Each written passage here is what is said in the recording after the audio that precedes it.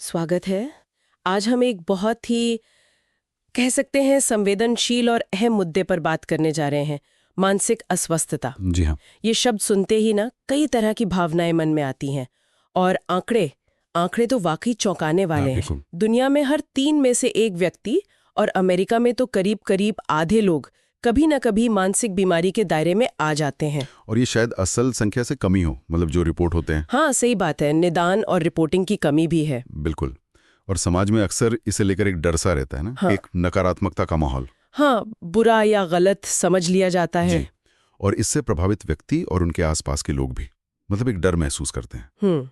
ये डर कहीं ना कहीं हम सबको जोड़ने वाली जो प्रेम और एकता की भावना है उसमें रुकावट डालता है। बिल्कुल। आज हम इसी विषय को एक अलग नजरिए से देखने की कोशिश करेंगे। अच्छा। हाँ, मिकेला क्रिस्टी की कहानी और कुछ असाधारण कह सकते हैं आध्यात्मिक दृष्टिकोणों के जरिए। मिकेला क्रिस्टी, हाँ मैंने सुना है। जी, उन्होंने खुद मनोविकृति, बाइपोलर डिसऑर्डर, चिंता, ओसीडी और बुलिमिया मतलब इन सब गंभीर चुनौतियों का सामना किया बाप रे, काफी कुछ। और फिर न सिर्फ ठीक हुई बल्कि खुशहाल जीवन भी पाया। ये दिलचस्प है। तो हम उनके अनुभवों पर बात करेंगे। हाँ, उनके अनुभव, फिर जन्म से पहले की योजना की उनकी क्या समझ है और कुछ चैनल की गई जो जानकारियां हैं। अच्छा, चैनलिंग भी। हाँ, तो कोशिश ये समझने की होगी कि आत्मा के स्तर पर इस तरह के अनुभवों का क्या कोई गहरा उद्देश्य हो सकता है। मतलब डर से परे जाकर देखना, समझ और करुणा के साथ। एग्जैक्टली। तो चलिए शुरू करते हैं मिकेला की कहानी से। ठीक है। उनका जन्म स्विट्जरलैंड में हुआ 50 के दशक की शुरुआत में। परिवार बहुत ही स्थिर था, प्यार करने वाला, सुरक्षित माहौल। उन्होंने अच्छी पढ़ाई की, जिनेवा यूनिवर्सिटी, इलिनॉय यूनिवर्सिटी, फिर रेड क्रॉस जैसी संस्थाओं के लिए काम भी किया। तो बैकग्राउंड तो काफी सॉलिड लगता है। हाँ। मतलब उनके बाद के अनुभवों से बिल्कुल अलग। हाँ, पहली नजर में तो यही लगता है। ये बात वैसे दिलचस्प है। कई बार ऐसा होता है कि आत्मा उपचार के लिए या गहरे सबक सीखने के लिए जानबूझकर ऐसी स्थिर परिस्थितियां चुनती हैं। अच्छा, क्यों? ताकि बाहरी उथल-पुथल कम हो, ध्यान अंदरूनी मुद्दों पर ज्यादा जा सके। मिकेला खुद भी यही मानती हैं कि उन्होंने ऐसा माहौल चुना ताकि बाहरी बाधाएं उनके उपचार के रास्ते में ना आएं। ये एक अलग नजरिया है, लेकिन अंदरूनी तौर पर तो चुनौतियां बहुत जल्दी शुरू हो गई। हाँ। सोचिए, 4 साल की उम्र से 45 साल की उम्र तक उन्हें भयानक बुरे सपने आते थे। 4 साल की उम्र से? हाँ, कीड़े, मकड़ियां, राक्षस या कभी-कभी बस मरने का एहसास। बहुत डरावने। ओह। और कभी-कभी तो जागने के बाद भी वो डरावने दृश्य चलते रहते थे। जैसे वो बिस्तर से गिर जाती थीं, उन्हें लगता था कोई बड़ा सा हरा कीड़ा उन पर हमला कर रहा है। बाप रे, ये तो बहुत भयानक है। और किशोरावस्था में दिन के उजाले में भी घर के अंदर ही अजीब अनकंट्रोल्ड चीजें अपनी ओर आती महसूस होती थीं। ये अनुभव इन्हें शायद मनोविकृति या साइकोटिक ब्रेक कह सकते हैं ना। हाँ। ये बेहद डरावने रहे होंगे। और मिकेला का मानना है कि जब तक हम इन अनुभवों को आत्मा के चुनाव के तौर पर नहीं देखते तब तक ये एक बीमारी की तरह ही महसूस होते हैं। बिल्कुल। उन्होंने खुद मतलब 30 साल तक यही सोचा कि उनमें कुछ गड़बड़ है, कुछ ठीक करना है। बिल्कुल। और फिर किशोरावस्था में बाइपोलर डिसऑर्डर के अनुभव भी हुए। अच्छा, द्विध्रुवी विकार भी? हाँ, कभी तो बहुत ज्यादा उत्साह और एनर्जी, यूफोरिया जिसे कहते हैं, खुद को दुनिया के टॉप पर महसूस करना, लापरवाही भरे काम करना, जैसे बिना सोचे समझे पैसे उड़ाना। और फिर उसका एकदम उल्टा। से बचने के लिए मेडिकल लीव लेनी पड़ती थी। क्यों?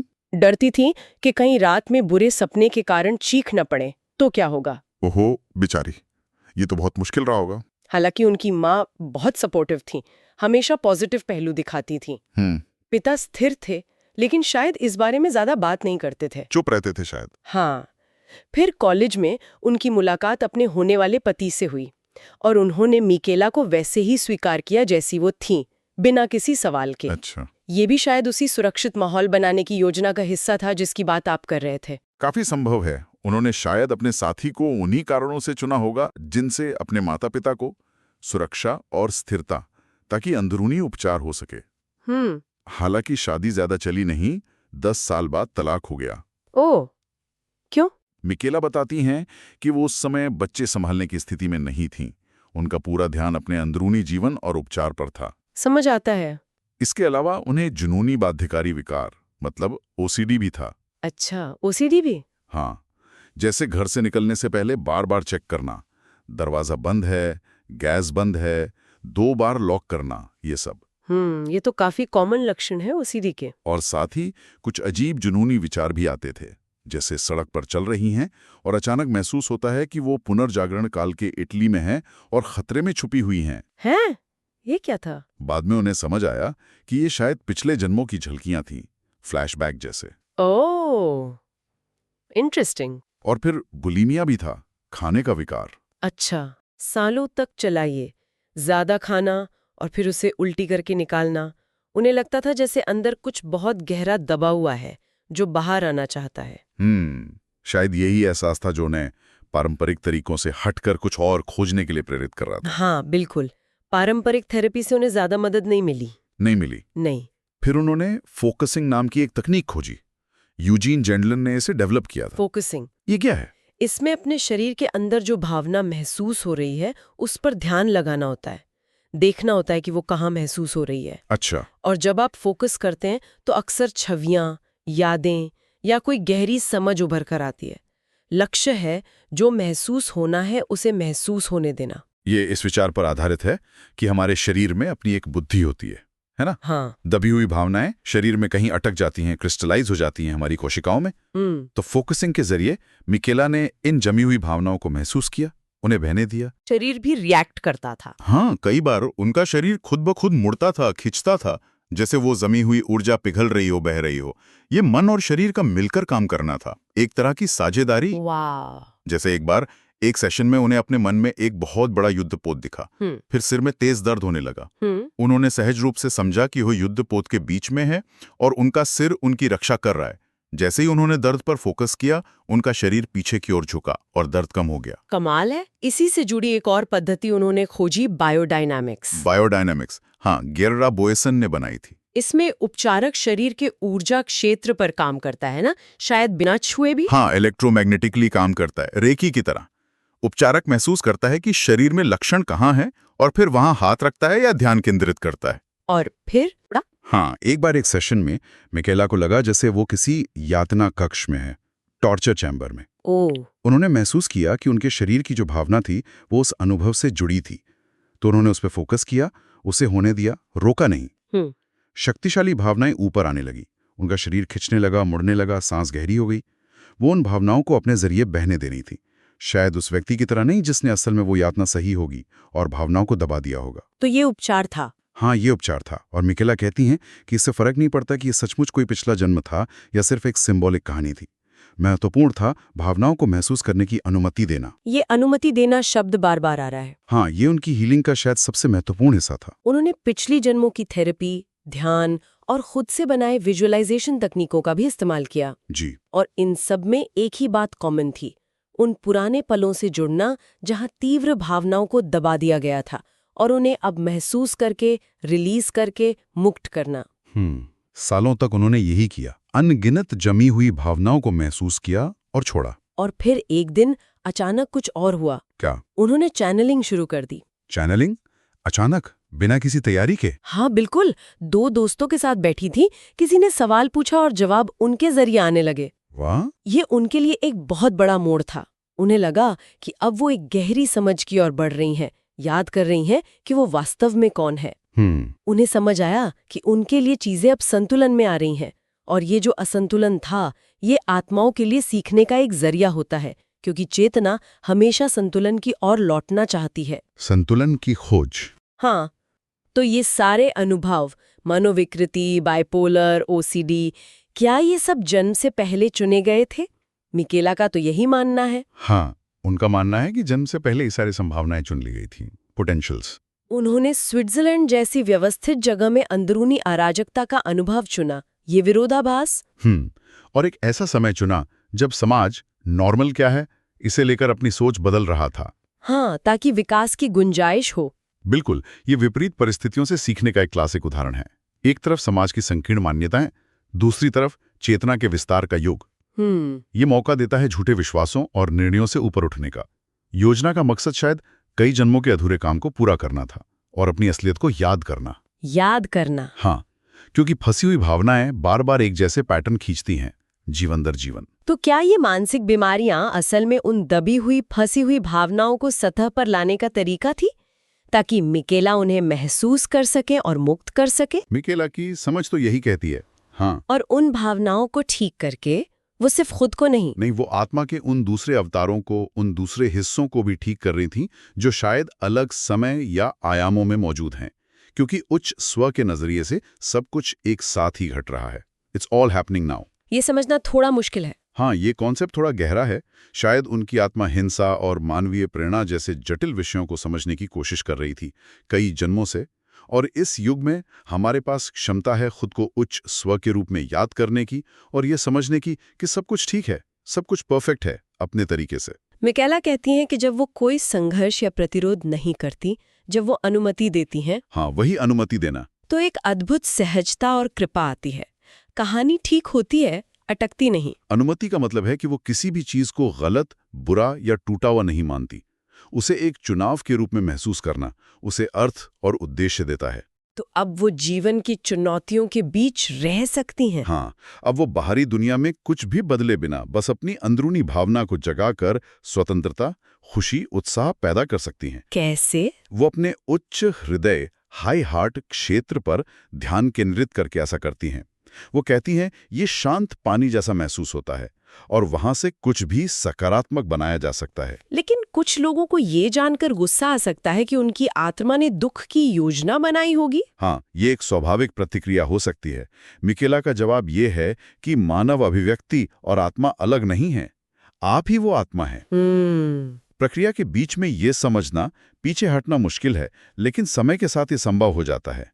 सबसे महत्वपूर्ण है ये याद रखना कि हम कौन हैं, अपनी तकलीफों से कहीं ज्यादा बड़े हैं। जो लोग अभी मानसिक चुनौतियों से गुजर रहे हैं, उनके लिए मिकेला का क्या संदेश है? उनका संदेश है, कोई भी हमेशा के लिए इसमें खोए रहना नहीं चाहता। बेहतर होने का कोई ना कोई रूप मौजूद है और वो आपकी ओर आकर्षित हो रहा है। आपकी आत्मा उस चीज की तलाश में है जो आपको संतुलित करने में मदद करेगी। अपने भीतर जो प्रक्रिया स्वाभाविक रूप से विकसित हो रही है, उस पर भरोसा करें। और वो खुद अपने अनुभवों के लिए आभारी हैं। हाँ, वो कहती हैं कि जहां वो अब हैं, वहां पहुंचने के लिए ये सब सार्थक था। वो इसके लिए आभारी हैं। अब बात करते हैं चैनलिंग सत्रों की, जो उनके लिए एक बड़ा मोड़ थे। हाँ, ये बहुत दिलचस्प लगता है। पहले सत्र में एक सामूहिक चेतना ने बात की। उन्होंने खुद को हमारे भविष्य के स्वयं, अ फ्यूचर सेल्व्स बताया। हमारे भविष्य के स्वयं? हाँ, वो सवालों के जवाब देने के लिए एकत्र हुए थे। उन्होंने कहा कि मिकेला का जो मानव रूप है, वही उसकी आत्मा है। वो हमेशा से वही थी, बस भूल गई थी। और भविष्य के स्वयं ये क्या है? वो टाइम स्पेस में है, जहां से वो समय की सभी संभावनाओं तक पहुंच सकते हैं। उन्होंने जन्म पूर्व योजना को एक गुंजयमान क्षण, रेजोनेंट मोमेंट, हाँ, वो पल जहां आत्मा समूह जीवन काल के लिए चयनित संभावनाओं का शुरुआती विन्यास तय करता है। अच्छा। और मिकेला की योजना का अंतिम उद्देश्य था रीमेम्बरिंग, यानी फिर से सदस्य बनना, जुड़ना। हाँ, बिल्कुल। सिर्फ याद करना नहीं, बल्कि एक मानव जीवन काल के भीतर अपने संपूर्ण स्व को, जो अलग अलग हिस्सों में बिखरा हुआ महसूस होता है, उसे फिर से एक साथ रखना, जोड़ना। और ये प्रक्रिया, ये उसे और कई अन्य मनुष्यों को उद्गम और महारत की ओर ले जा रही है। उद्गम और महारत। तो रीमेम्बरिंग का मतलब है ये जानना कि आप इस एक मानव शरीर मन से कहीं ज्यादा है। आप अपनी आत्मा है, आत्मा समूह का हिस्सा है, आत्मा परिवार, आत्मा समुदाय। और इससे क्या होता है? इससे हम अपने जीवन के निर्माण के लिए अपनी पूरी जिम्मेदारी को समझते हैं और खुद को जज करना बंद करते हैं। आत्मनिर्णय रुकता है। उन्होंने समानांतर जीवन, पैरेलल लाइव्स की भी बात की। हाँ, यानी आत्मा की अन्य अभिव्यक्तियां, जो हमारे हिसाब से कुछ अतीत में है, कुछ भविष्य में है, कुछ वर्तमान में, पर आत्मा के लिए सब एक साथ अनुभव हो रहा है। उन्होंने इसकी तुलना की जैसे एक सीडी पर कई गाने एक साथ बज रहे हों, या उससे भी बेहतर 144 इंटरैक्टिव 3D वीडियो गेम्स एक साथ चल रहे हों। बाप रे, ये तो दिमाग घुमा देने वाला है। हजारों संभावनाएं पहले से मौजूद हैं। जो हम चुनते हैं वो भौतिक रूप में प्रकट होती हैं, और जो नहीं चुनते वो गैर भौतिकता में मौजूद रहती हैं, कल्पना में, सपनों में। तो केवल एक भौतिक मिकेला है, बाकी आत्मा की अभिव्यक्तियां हैं जो उसके साथ इंटरैक्टिव रूप से जीवन बना रही हैं। और भौतिक स्व आत्मा के विकास के लिए बहुत महत्वपूर्ण है। वाह, तो उपचार का मतलब क्या हुआ है इस नजरिए से? उपचार का अर्थ है फिर से पूर्ण बनाना। जैसे पहले अलग देखा गया था, उसे एक रूप में देखना। और अनुमति देना, अलाउइंग, महारत से पहले का चरण है। अच्छा। भविष्य के स्वयं ने कहा कि द्विध्रुवी प्रवृत्ति इसलिए चुनी गई ताकि वो बहुत उच्च और बहुत निम्न भावनाओं की लहर पर सवार हो सके। लक्ष्य समतल करना नहीं था, बल्कि उससे अलग होना था, डिटैच होना, ताकि जो कुछ भी हो रहा है उससे ठीक रह सके, विचलित ना हो। और बुरे सपने? वो अन्य वास्तविकताओं के लिए द्वार थे, दरवाजे थे, जिससे अन्य जीवन काल उस तक पहुंच सके। और वो अंततः क्लेयर ऑडियंट, दिव्य श्रवण, क्लेयर सेंटिएंट, दिव्य अनुभूति वगैरह बन गई। तो आत्मा मानव से अलग नहीं है? नहीं, आत्मा भावनाओं के माध्यम से मार्गदर्शन करती है। पीड़ा अक्सर प्रतिरोध होती है, खासकर जब अनुभव समाज के मानदंडों से बाहर हो। भविष्य में अनुभवों की अधिक विविधता को स्वीकार किया जा सकता है। मानक देखभाल मतलब स्टैंडर्ड ट्रीटमेंट शुरुआती चरणों में उपयोगी हो सकती है, दवाएं अस्थायी मदद है। और फोकसिंग जैसी तकनीकें? वो ब्रिज मोडालिटीज हैं जो शरीर को शामिल करती हैं। जरूरी है कि किसी पद्धति के साथ अनुनाद महसूस हो कि ये मेरे लिए सही है। और अंततः अपने आंतरिक मार्गदर्शन से जुड़ना है। बीमारी पर ध्यान केंद्रित करने के बजाय जो काम कर रहा है उस पर ध्यान केंद्रित करें। और अगर किसी प्रियजन की मदद करनी हो जो इस सबसे गुजर रहा हो? भविष्य के स्वयं का सुझाव है, अपना खुद का संतुलन बनाए रखें, बिना निर्णय के सुने। ये ना सोचें कि आप जानते हैं कि उन्हें क्या चाहिए। उनकी ताकत और उनके पास जो विकल्प हैं उन्हें देखने में मदद करें। और सबसे जरूरी, उनकी प्रक्रिया पर भरोसा रखें। बीमारी की तरह ना देखें। हाँ, उसे एक क्षण में उपयोगी के रूप में देखें। फिर पूछें, मैं इससे क्या समझ सकता हूँ। जिम्मेदारी लेने से रिमेंबरिंग होती है। ये तो थे भविष्य के स्वयं। मिकेला ने जेशुआ से भी बात की थी। हाँ, पामेला क्रेब के माध्यम से। पामेला एक जानी मानी चैनल है। अच्छा, पामेला क्रेब। हाँ। पामेला ने मिकेला की ऊर्जा को महसूस किया। उसमें गुलाबी रंग देखा जो संवेदनशील बच्चे का प्रतीक है। पिछले जन्मों से जुड़ी कुछ पतली या कमजोर सीमाएं महसूस की, और नीले बैंगनी रंग भी जो आंतरिक शक्ति दिखाते हैं। और अवसाद, डिप्रेशन, वो पिछले जन्मों में हुए उत्पीड़न से जुड़ा था। पामेला ने कोई खास पिछला जीवन देखा? हाँ, उन्होंने एक पिछला जीवन देखा जहां मिकेला एक पुरुष थे। उन्हें शिकार किया गया था। वो अलग थलग महसूस करते थे। क्यों? वो रहस्यमयी चीजों से जुड़े थे, यीशु के संदेशों को लाने की कोशिश कर रहे थे। उन्हें कैद किया गया और मार दिया गया।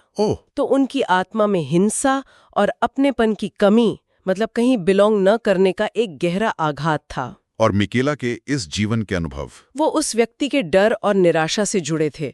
और इस जीवन में मिकेला का जो उपचार हुआ, उसने उस पिछले जीवन के व्यक्ति को भी जेशुआ ने समझाया कि जिसे हम मानसिक बीमारी कहते हैं, उसमें अक्सर व्यक्ति के पास संभालने के लिए बहुत कुछ होता है, बहुत ज्यादा।